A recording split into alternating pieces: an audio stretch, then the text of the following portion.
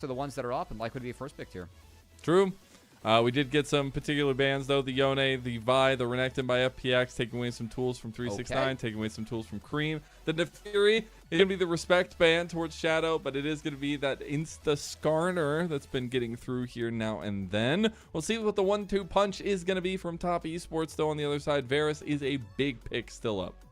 Yeah, gotta say, Skarner, a pick that kind of fell off in priority for a bit, and then everyone remembered, like, oh yeah, this Skarner champ. This guy's insane. It's Kit's crazy. Might as well just start slamming it yet again, and good to see Skarner hitting the Rift. This champion is really, really strong. One of the more popular counters that we have seen to it has actually been Xin Zhao, which might be picked up later by Kanavi, but I do like this draft so far from top esports. We teased the potential Varus and the Jace with Skarner first pick, both those up on the board, and top esports lock him down. Good poke identity showing early on for them.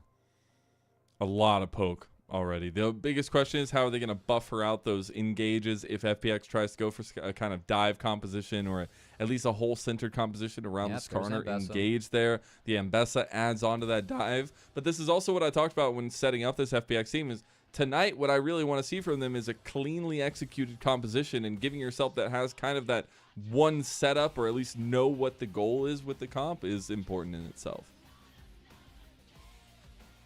Well, no surprise here to see the Ambessa into the Jace, as these are both really strong top laners.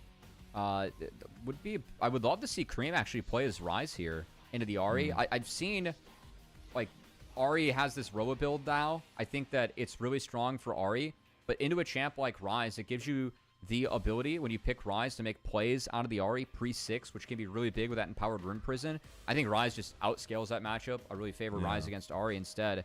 Going to be Creme's Azir. So for me, priority on the Grubs goes up really hard for top esports. With this Jace, could be a menace in the side lane.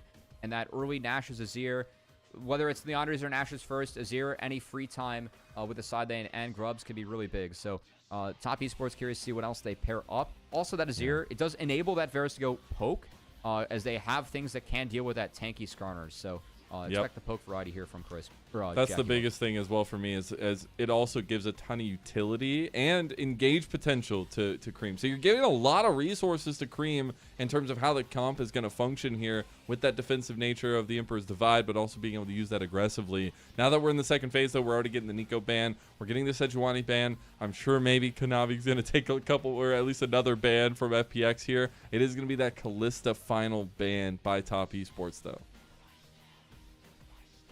Yeah, I gotta say, I don't love a Zen pick coming through from Kanavi here. I think that like Ambessa Ahri can actually deal with that pretty well.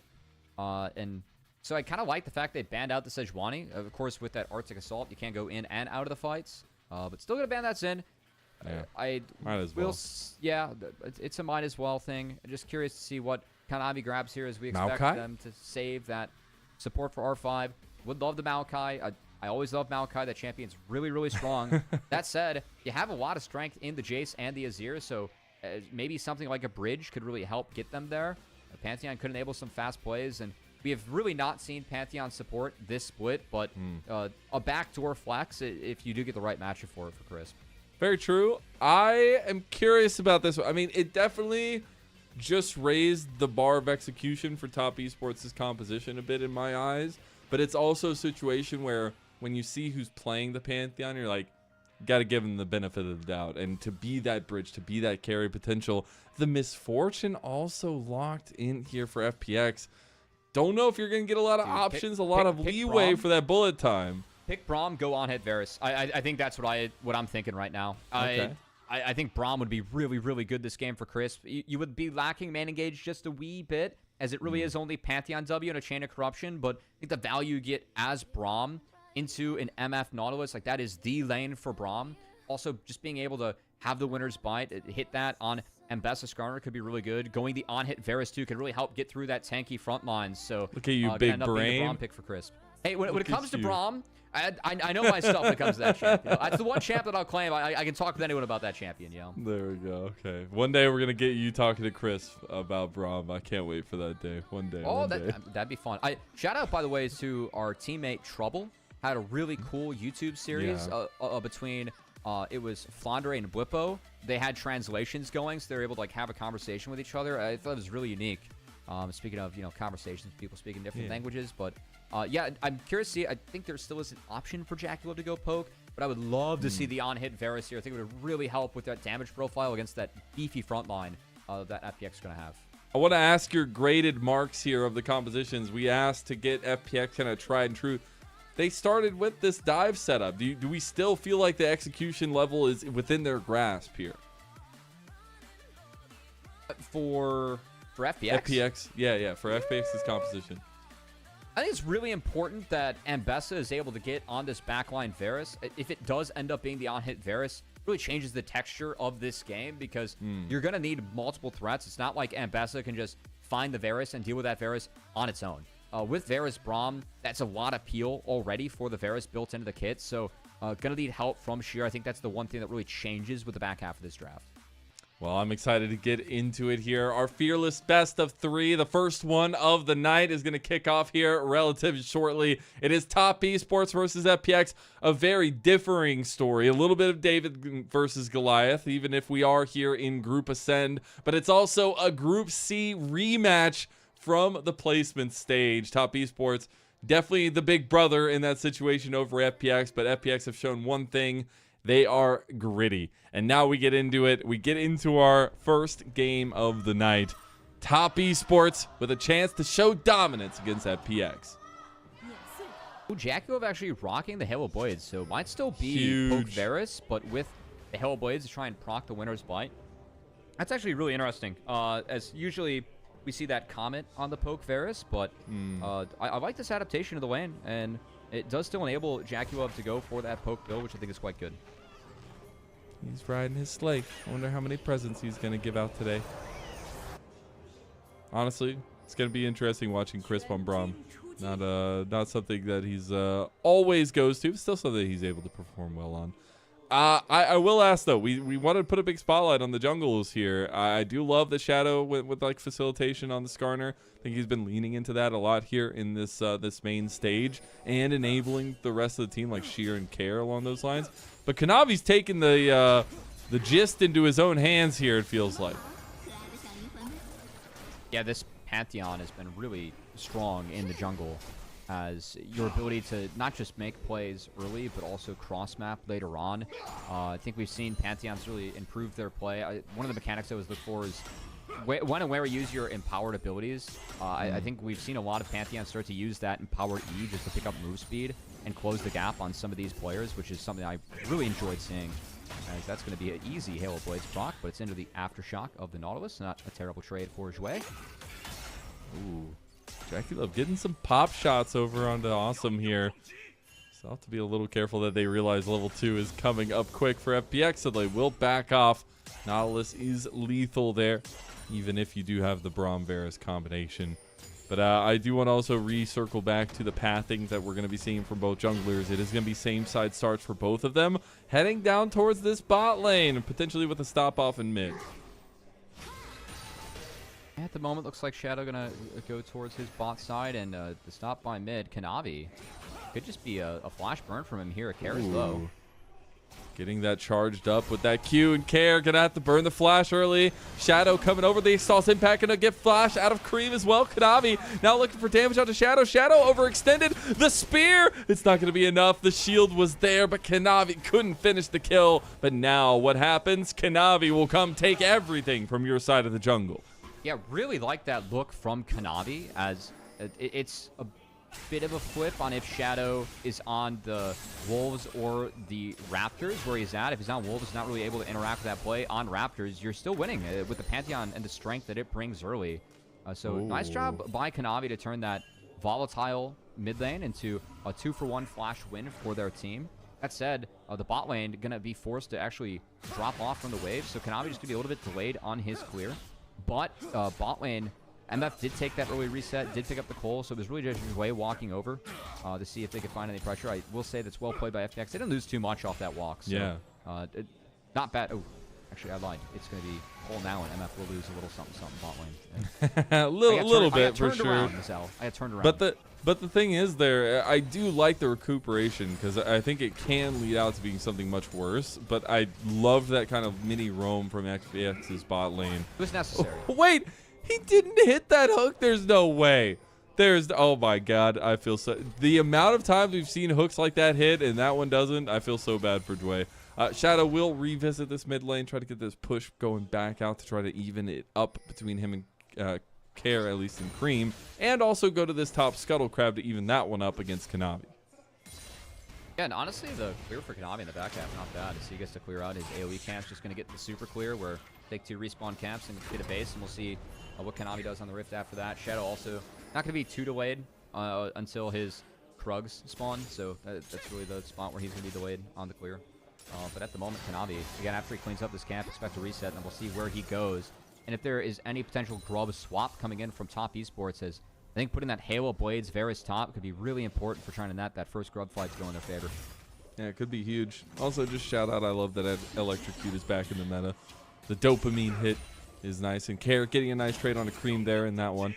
Dragon is all the way up already, assume.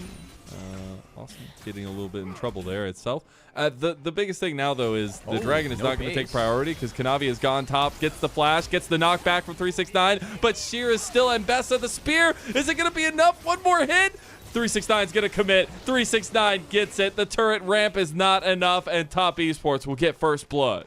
Yeah, great juggling there from Kanavi. Took a few extra tower shots to make sure that 369 was able to pick up the kill, and that's a no TP on Sheer. So a really big kill in the top lane. Sheer going to lose a lot to the turret. My eyes are on the bot lane at the moment because, of course, we're at 5:45. That Dragon has spawned.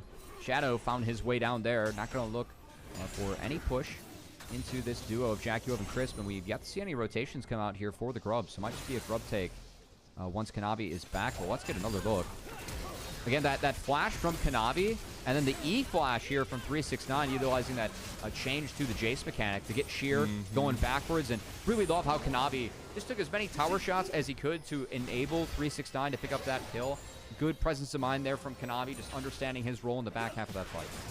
I know JDG has no stake in this game whatsoever, but it's so funny to see the longevity of things where 369 obviously swapping between top esports to JDG so many times, but Sheer and Flandre kind of that next iteration after he came back to top esports. And then here we are now, both not on JDG and on different teams facing each other here in the main stage of Split 2. We do get that trade in the end. It's funny how it ends out, though, because it's top esports that get the Dragon and FPX who get the first 3 grubs. The priority was on them and the objective that they wanted to choose.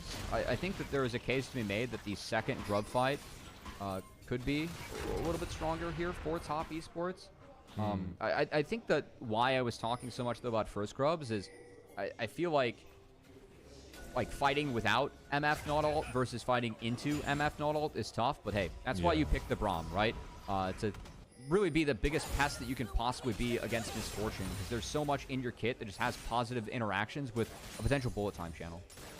Yeah, I mean, Crisp's singular job, I feel like, in a lot of these team fights is going to be to single out Assume. Now, we do get that readaptation little interesting because the grub's already gone, but FPX, they're trying to make a play. They're bringing bot lane to top lane right now. Are you scratching your head flash. too? I think Sheer's going to fish. He gets He does have public execution. Yeah, no. There's a chance there if it's a public execution into a flash dredge line from Jwei that maybe you're able to find 369. Not the case. Sheer's going to end up dropping a lot here on the bot side. So I don't really favor this play as much for FPX because they're only just playing forcing 2 lanes versus 3. But they have 3 grubs. Oh, it's 4v2. Oh, bullet time on top, too. Public execution under turret, but the turret is starting to ramp. Look at this. The Impale coming through. 369. They're going to get the 1 trade back, and now Crisp is up here, too. Needs to be careful, though. Get back to the turret. Does not have the Glacial Fissure just yet. And honestly, it's a 1-for-1 for a little bit of chaos in top side and a bunch of gold to JackeyLove in bot side. Yeah, again, playing 3 lanes versus 2. That play doesn't pay off for FPX. Feel like that was a bit forced. Love the stun that Kanavi had, too, on the Shadow, just to make sure that he was eating those tower shots that were heating up. What? What is happening on my screen right now? Oh, my God. Well, Chris threw a skill shot one way, and Jwei walked the other. So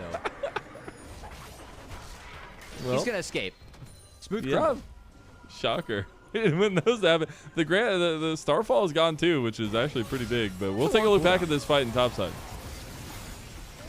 again, I feel like 369 actually plays one out pretty nicely. That public execution didn't have him stuck in the bullet time. Shadow has to then go under the turret to try and wrap things up. Kanavi, though, connects with that point and puts stun under the turret, which enables them to really get out cleanly with the help of Chris. So, well managed by Top Esports in the back half. Again, 369, he had no flash. He was going down to that play. So, the fact that they traded out 1-for-1 evenly and Chris was there to answer the 4v2, turn it into a 4v3, and make sure that Top was able to just trade evenly. Big win for them across the map, farming out 3 lanes while that play went on. I'm still, the jury is still out if I like that attempt of a play from FPX after they took it, because it's such a weird time. And now we are going to still see them stick up here, but Top Esports have also adapted, and we have about 1 minute and 10 seconds till the next grub spawn. FPX are going to try to contest this. Is it bigger that they have ultimates, or is it bigger that they get to the first item spike before this happens? Ooh. I mean, ideally both. I don't think the first items are anywhere close to coming in. Care's not going to have that Roa, not that that matters too much. And there's no BF sword onto Awesome, so I think Top Esports, if they do manage to take a fight, might be in a bit of a better spot. Do have to call out, looks like 369 actually going, like, really committing for that poke chase. We usually see like Shojin or Cleaver first. That item that he has, that builds into opportunity, potentially, or that could be the item here for 369, so maybe going more for that lethality chase variant. Quite interesting, as we haven't really seen a lot of that in the LPL so far. Awesome did just reset and did not buy anything, so still sticking on his stack of gold. Kanavi is Thunder Sky. That's a pretty good deal. That's the next thing I was going to say, is that is a big issue, because Pantheon with Thunder Sky becomes an absolute menace, and you can see there is no focus to this side of the map. Even if they brought their bot lane up here by FPX, they're going to reset, they're going to go off, and it's going to be a trade of 3-3. And the great part about this timer, too, is that you can actually go flight for the Drake if they're in time. Oh, no. Oh, there's 2 things happening right now. Okay, Awesome is going to potentially just die outright. Instant Captain Jax, the piercing arrow flashed out of it. He's out of there. Meanwhile, the play on bot side actually didn't happen. Shadow decides to stop his recall. When I looked at that minimap, he had a massive angle over 369, but unfortunately, they do not find a play. Yeah, not sure if with 369 having flash back up, he didn't want to go for it. A little bit surprised, because I think that if he just shows his face, then there's a positive trade. That said, that's time wasted as he recalls, and that recall now being a little bit late means that Top Esports will be first to this bot side river on the minimap. He did get the heart steal. Don't know if that's going to be a saving grace here when you look across the Top Esports, and they are pretty far along on getting everybody first items there. As Dragon's going to be started up by them. Could be the second Dragon for Top Esports. Looks like that will just be the case. We are getting that readaptation of lanes here coming into the 12-minute mark, where we have a lot of presence from Awesome in mid lane. Yeah, no, I mean, that presence kind of getting over because Top Esports on the Dragon. Uh-oh, I see a Oh, no. They don't have anything. He has no flash, no cleanse. He is down. Kanavi taking the pickings. Oh, that was like a nice volleyball set there from Creme in order to have the spike come in from Kanavi. As that spear lands true. Sharp pain felt by Awesome. And Top Esports, again, playing this map really well, Mazel. I think that they have the opportunity to make these plays, cheat the tempo with Kanavi on the Pantheon and this ultimate.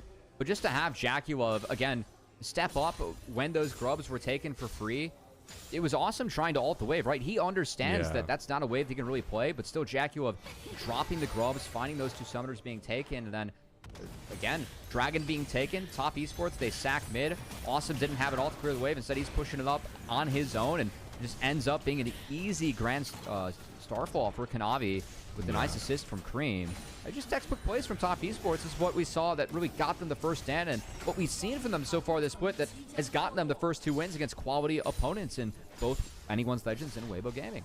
Exactly that, and I think it's talking about those quality teams where they do know how to instantly punish these summoner spells being down. They do know how to take these timings and kind of use them against their opponents, and that does continue the conversation of the difference we see between these 2 teams in terms of levels.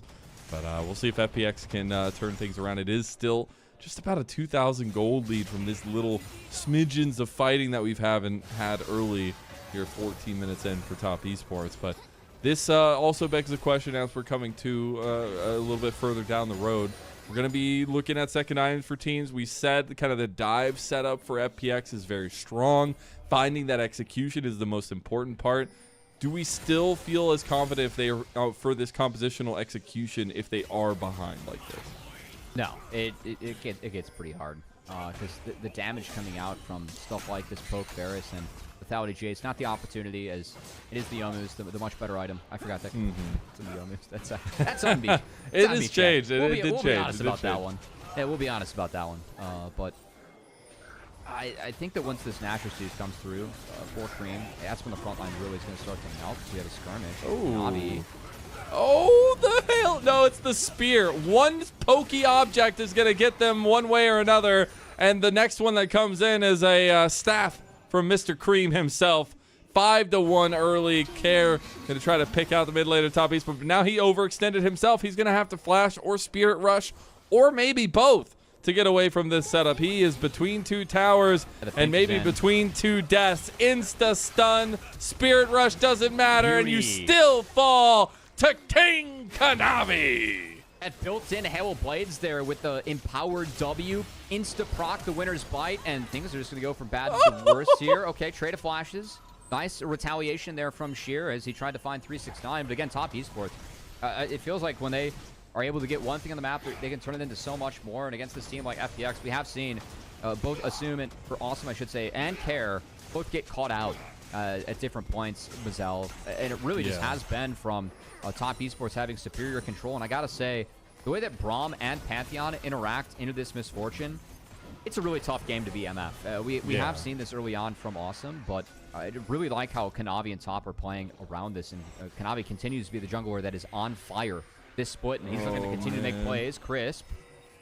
Yeah, he's going to be able to find this out. Dredgeline might not save you this time around. Jwei is just going to try to buy time, but it's not enough, and he gets taken down by one weapon or another of Top Esports, and they are just running away with this one. And I think it's been a bit of a quiet game from that facilitator on the side of FPX in Shadow, and we said how important this matchup in the jungle will be for both teams' leniences on how they win games, and I think Kanavi is showing that next level up against Shadow.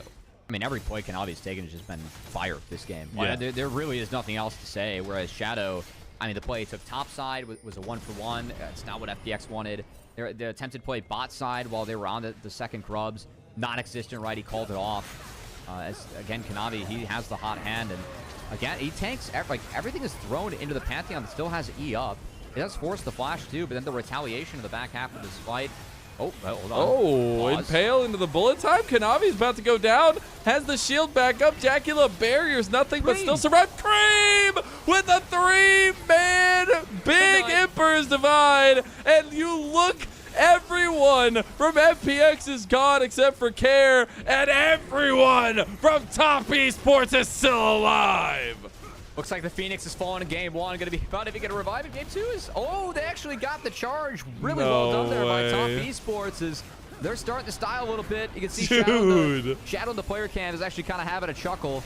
I think FPX, they realize that this game is pretty doomed. Yeah, they're going to yoink the inhibitor turret and just keep on trucking in this game. As that fight, Kanavi was the one that baited everyone in. He was flashless. You think, hey, maybe there's an idea that he can go down, but in chasing him in the long haul, enabled Creme to have a beautiful Shurima shuffle. Shut down any hope of a fight here from FPX. Dude, from like 2,000 standing gold to like 8 minutes later, now being almost 10,000 gold up. This was a snowball from hell. Yeah, I think Jwei's ult's a little bit early because, like, Creme wasn't going to be DPSing anything anyway. And then the re-engage from Creme burns the flash to make sure that he picks up Awesome, who tried to flash out of the Shurima shuffle and failed. Beautiful setup from Creme, who really cashed in on what was a bit of an overextension into trying to get Kanavi. I can't blame FPX too much because, again, this game seems to be getting... It was already out of control, and it is getting a little bit further out of control. But, man, what a great fight from Top Esports, who, again, continue to really look like they are still the team to beat, which is not exactly what fans were thinking after the first half performance. Them and BLG, though, really look like the two top teams we have early in the season. Yeah, they do. They just know how to take a lead and shove it right into your face over and over again. Yeah, and BLG, you know, you got to win against Bin and Knight again, which that's terrifying.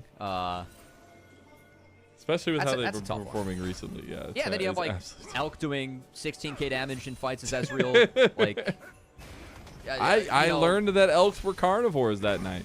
Maybe and we all learned new things. Yeah, I'm adding this clause because when I said Top Esports was the team to beat, I instantly regretted it. But I remember that BLG existed. But see, that's the beauty of it is we have to remember that top 4 teams do make it instantly into those playoffs. So even if they aren't that top team, even if BLG still proves us a little bit wrong from that last split, obviously with their lackluster performance in the playoffs, that still leaves Top Esports with a heavy hand in the decision making as those playoffs go on. So that honestly is the new rivalry to me, is Top Esports and BLG coming into 2025, and especially after that first split and seeing kind of AL and Top Esports take a little bit more of that spotlight from BLG. But this BLG team is angry, and I think Top Esports is a little angry at themselves too from that first stand performance. Now we have seen Kanavi be on an absolute tear, not only in the placements, but also here in the main stage. And now Care in a 1v1 against 369, gonna dodge out of the shock blast. Oh, Creme, he's just gone. Grand Starfall in from Kanavi, but he's in a 1v3, and now TP's coming in. We're gonna get the rebuttal already, though. Jwei is gone. Now 369 hitting a big 3-man shock blast there. Top Esports, they bit off a little bit more than they could chew, but they still try to swallow it down. Yeah, Creme was flashless. I'm going to assume he got caught. Oh, Shadow gets JackeyLove, and JackeyLove just steps in there and dies. Top Esports fumbling the bag a little bit here. Still almost 10,000 gold up, but they're having fun with it.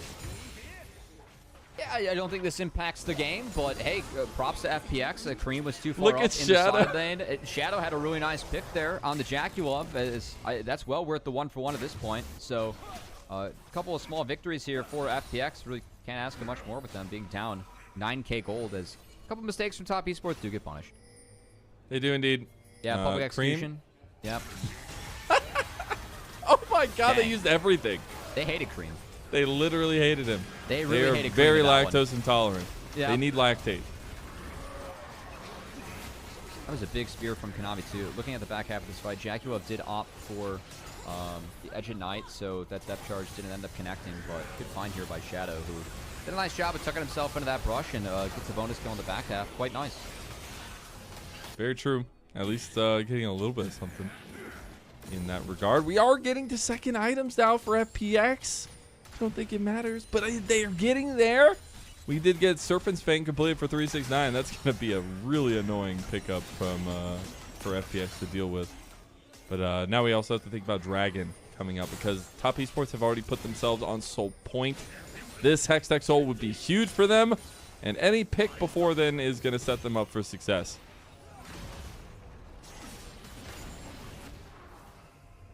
I gotta say though, like, there's a minute left on the setup from Top Esports, and for me, this is where Top Esports has been really solid as a team. It has been these objective setups. That is Azir turret coming down, going to guarantee both mid and bot prio, and Chris. Oh, they're looking hard. Oh, he dodges out of the impale during this Grand Starfall, and Care gets hit by the shock blast. That's a big bullet time, but 369 is on your back line. He's swinging hammer, and he's swinging other things too. Creme trying to get the pick on Awesome. He's not going to get him. It's going to be the take from Crisp. The fade away Winter's Bite. I know you know something about that, Cubby. They're going straight for the throat and straight for the win. Yeah, this was an A+ game to pick from, and Chris played it well along with the rest of the team. Kanavi MVP unquestionably in this one as Top Esports cruised to a pre-Baron spawn Game 1 victory. Shortest game of the section so far of this split. It is a 23-minute and 20-something second win by Top Esports over FPX. And if that is not the definition of the expectation of this series, I don't know what is.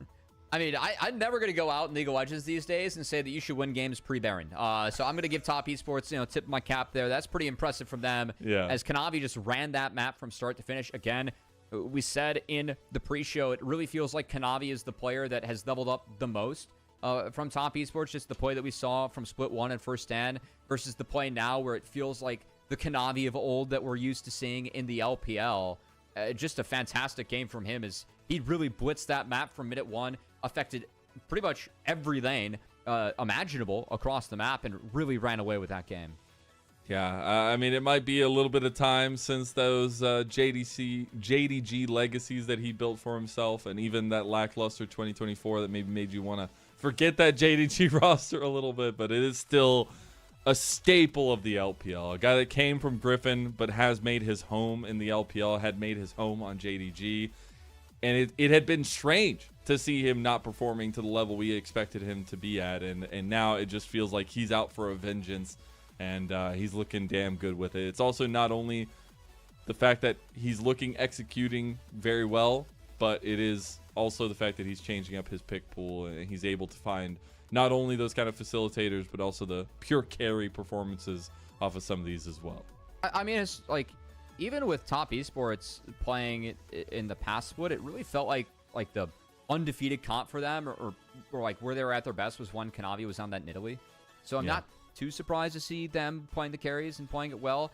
I think it's just been how consistently solid Kanavi has been, because like we saw in split one games where like Kanavi would sometimes make mistakes with pathing, or sometimes just take fights that weren't there, and these were things that we weren't really used to seeing from Kanavi historically in the LPL. Those mistakes that he was making on the Rift have really gone to the wayside, as Kanavi has looked fantastic to open up the split, and has really solidified top esports as, again, one of the teams to beat here at the top of the table in the LPL. Yep, indeed that is so. And 23 and 30 seconds or so. Pretty dominant. I think that's a pretty good bar to set for the split. That's a quickie. It's a little bit of a quickie here. I guess getting ourselves...